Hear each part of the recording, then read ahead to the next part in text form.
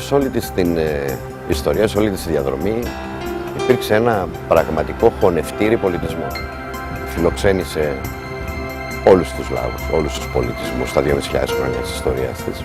Δικαιολογημένα έχει χαρακτηριστεί η Δύση της Ανατολής και η Ανατολή της Δύσης.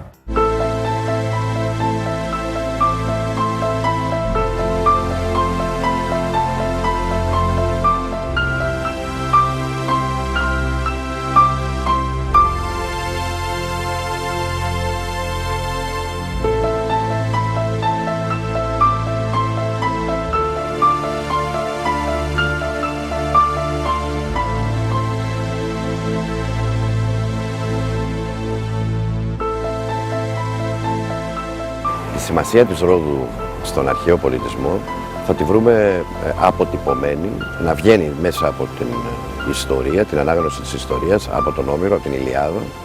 Συνεχίζουμε με τον Κλεόβουλο τον Λίνδιο, τον γνωστό σοφό της αρχαιότητας, την Καλυπάτηρα της γνωστής οικογένειας των Ολυμπιονικών, τον Διαγόρα, τον Ολυμπιονίκη.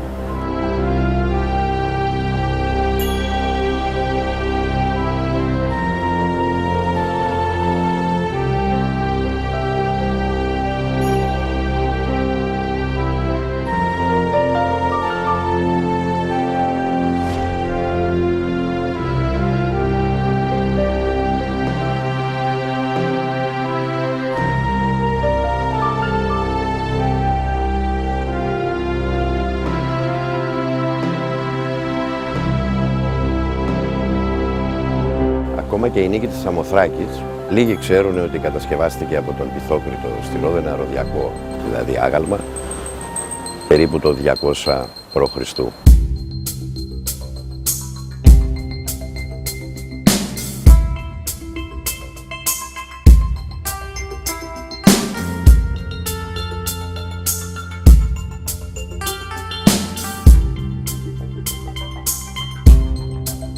Στον 8ο αιώνα δημιουργούνται 3 πόλεις κράτη, που είναι η Λίνδος, η Ελισσός και η Κάμηρος.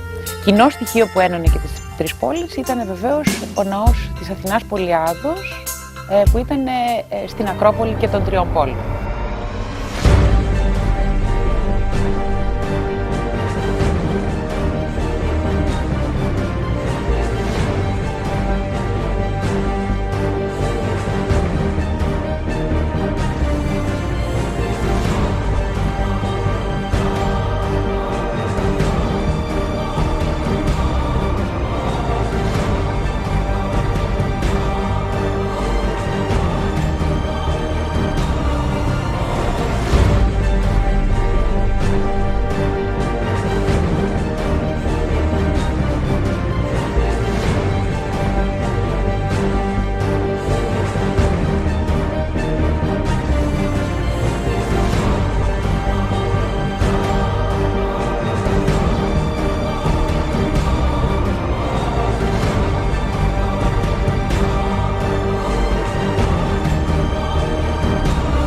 Είναι από τα λίγα αυθεντικά κτίρια που σώζονται.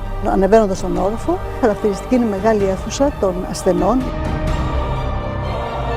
Περιδιαβαίνοντας το κτίριο, υπάρχουν αίθουσες όπου εκτίθενται υλικά των ελληνιστικών χρόνων μέχρι και τα ρωμαϊκά. Ενώ σε επίπεδο του ορόφου υπάρχουν ευρήματα από την αρχαία Ελισσό και την Κάμηρο.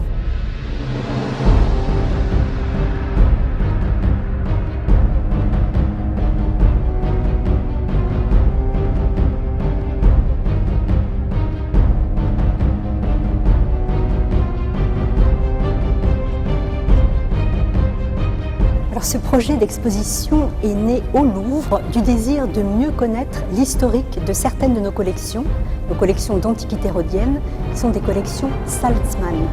Saltzman est l'archéologue qui, avec Biliotti, le vice-consul anglais au XIXe siècle à Rhodes, a identifié le site de Camiros, et donc a mené les premières fouilles de Rhodes. Et donc c'est à ce Saltzman que le Louvre doit sa collection d'antiquités rhodiennes.